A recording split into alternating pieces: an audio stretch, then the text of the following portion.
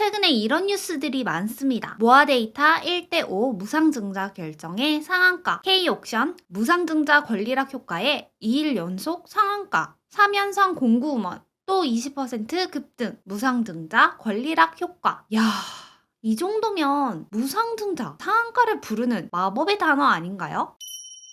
네, 안녕하세요. 주식은 역시 기릿의 히릿입니다. 안녕하세요, 여러분.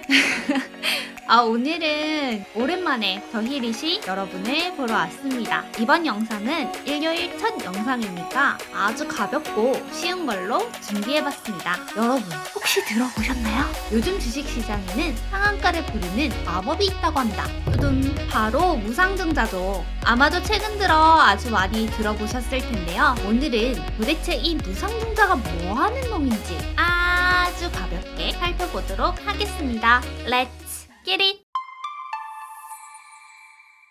최근 주식시장이 엄청 떨어지고 있는 와중에도 이렇게 급등하는 기업도 있었다고 하는데요. 로터스라는 기업 다들 들어보셨을 거라고 생각해요. 5월 9일 날 8대1 무상증자를 발표했었는데요. 그때 5월 9일 시초가가 4,398원이었다고 합니다. 그리고 6월 13일까지 고가는 43,960원으로 거의 10배나 상승했는데요. 진짜 어마어마하네요. 그런데 이렇게 상승할 수 있었던 이유는 회사의 실적이 급등했다거나 엄청난 계약을 체결했다거나 뭐 그런 건 아니었고요. 바로 무상증자 때문이었습니다. 그래서 이런 상승률을 겪었기 때문인지 사람들은 요즘 무상증자라는 네 글자만 봐도 환호하고 있습니다. 최근에는 에코프로비엠, 태용로직스, 모아데이터, 조광 ILI, 로터스, 공구음원, 실리콘투, 원준, K옥션 이처럼 많은 기업들이 무상증자를 선언하고 주가가 빵빵 뛰고 있습니다. 자, 그럼 그 빵빵 띄울 수 있었던 이 무상증자라는 놈이 도대체 뭐 하는 건지 한번 알아보도록 할게요. 무상증자는 무상으로 증자하는 것을 말합니다. 여기서 증자는 회사가 사업 확장과 운전자금의 보충을 위해서 자본금을 늘리는 행위를 말합니다. 즉 쉽게 말해서 주식을 더 발행한다 라고 생각하시면 돼요. 근데 그 주식을 발행하는 게 무상인지 유상인지에 따라서 달라지는 거고요. 자, 그럼 우리 증자의 개념을 조금 더 쉽게 알아보기 위해서 제가 피자를 가지고 왔습니다. 여기 피자 한 판이 있는데요. 이 피자는 기릿과 히릿이 반쪽씩 나눠 먹고 있었습니다. 그런데 증자를 한다는 개념은 주식수를 더 발행한다는 의미이기 때문에 이렇게 주식수가 더 늘어난다는 개념입니다. 자, 그러니까 피자가 한 판, 두 판 더 늘어난 게 아니라 그 피자의 조각수가 늘어났다. 이렇게 생각하시면 되는데요. 유상증자 같은 경우에는 새로운 사람들이나 기존의 사람들이 나누어진 주식을 돈을 내고 더 가져가는 걸 의미하는데요. 그러면 피자를 반쪽씩 나눠 먹고 있었던 기릿과 히릿은 다른 사람들이 그만큼 지분을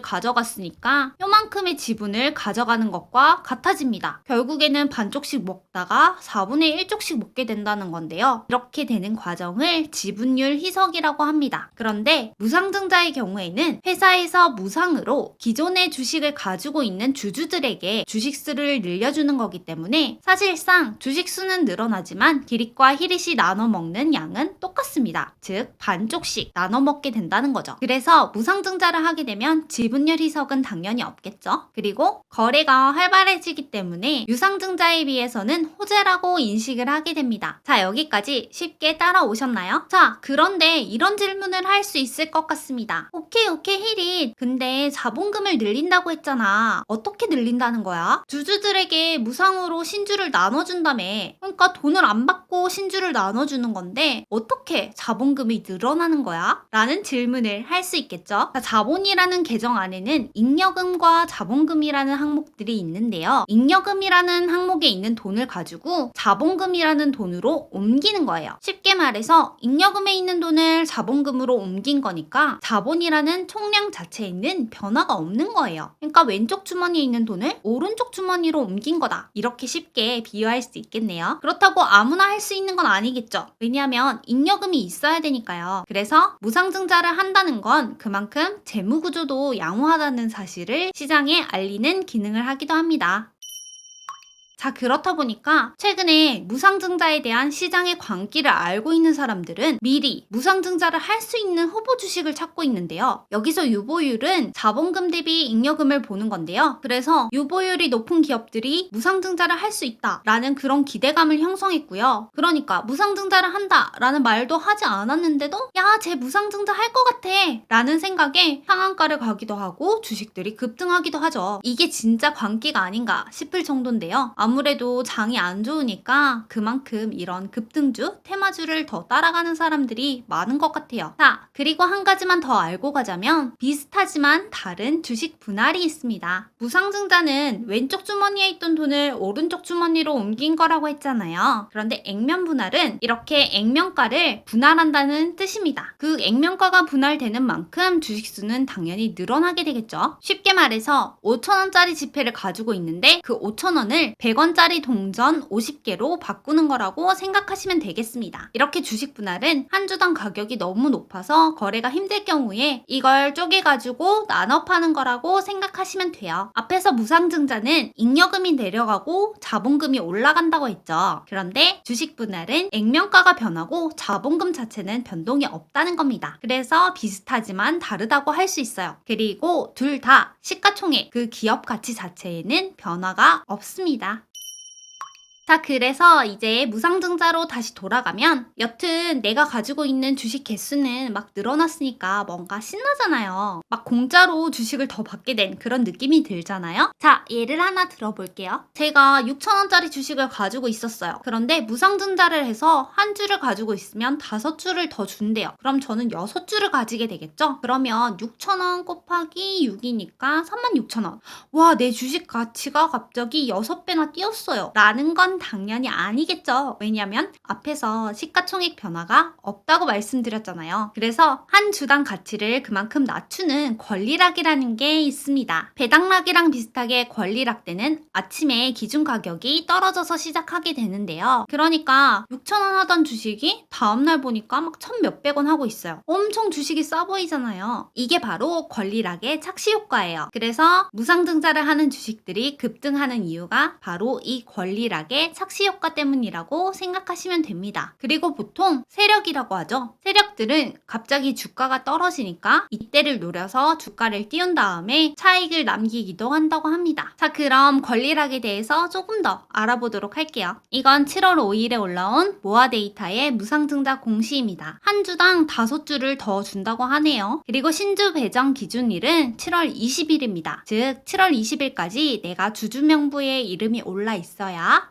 5주를 더 받을 수 있다는 건데요. 자, 7월 20일이 신주 배정일이라고 했잖아요. 그런데 우리나라에는 결제 시스템이 플러스 이틀이죠. 그러니까 신주 배정일에 주주 명부에 이름을 올리려면 적어도 하나, 둘, 이틀 전인 18일에 매수를 해야 된다는 겁니다. 그래서 예를 들어서 지금 주가가 아까 전에 말했던 6,000원이라고 하겠어요. 그런데 6,000원을 주고 18일에 기릿은 한 주를 매수했습니다. 그리고 히릿이 19일에 한 주를 매수했어요. 그런데 기릿은 6,000원 주고 한 주를 매수해서 5주를 더 받는데 히릿은 19일에 한 주를 6,000원 주고 매수해서 5주를 받지도 못하고 그대로 한 주이면 너무 억울하잖아요. 그래서 신주를 받지 못하는 사람들을 위해서 29일에 권리락이라는 게 생기는 겁니다. 그러니까 18일 주가를 기준으로 증자 후에 주식수가 얼마나 늘어나는지를 계산해서 19일에 기준가를 결정하는 겁니다. 18일에는 6,000원이었어도 19일에는 6,000원이 아니라는 거죠. 그러면 히릿의 배는 덜 아프겠죠? 자, 이렇게 언제까지 사야 하는지 그리고 권리락은 또 뭔지 알아봤는데요. 이제는 무상증자 하는 주식들이 왜 급등하는지, 왜 착시 효과라고 하는지 조금은 알 것 같죠? 그러면 무상증자 후의 주가 흐름은 어떻게 되나 다시 한번 살펴볼까요? 앞에서 보여드렸던 노터스의 주가 흐름이에요. 보시면 권리락 이후에 이렇게 주가가 상승했지만 결국에는 이렇게 뚝뚝뚝뚝뚝뚝 뚝 떨어져서 그 전이랑 좀 비슷한 것 같죠? 로터스의 권리락 때는 기준가가 7,730원이었다고 해요. 그리고 현재 주가는 어제 조금 올라서 8,250원이었고요. 그 전까지는 7,000원대였기 때문에 주가가 비슷하다고 볼 수 있습니다. 앞에서 살펴보았듯이 무상증자를 한다고 해서 주식 수가 늘어나는 거지 기업의 가치가 변화하는 어떤 일이 생긴 건 아니죠. 그러니까 무상증자는 이렇게 단기적인 급등을 줄 수는 있지만 결국에는 제자리를 찾아간다는 겁니다. 그래서 오늘 제가 드리고 싶은 이야기는 무상증자를 한다 혹은 무상증자를 할 것 같다, 유보율이 너무 많다 라는 이유만으로 주식을 너무 따라가지는 말라는 이야기였습니다. 결국에는 권리락이 있다고 해도 착시 효과이지 기업이 달라지는 건 아니니까요. 지금 같은 장에서 당연히 흔들릴 수밖에 없을 거예요. 그리고 소액으로 조금만 이라고 생각하시는 분들도 계실 거고요. 그게 나쁘다고 말씀드리는 건 아니고요. 이런 상황이 생긴다는 걸 잘 알고 투자하시라고 오늘 영상을 준비했습니다. 자, 오늘 영상은 여기까지고요. 참고로 매주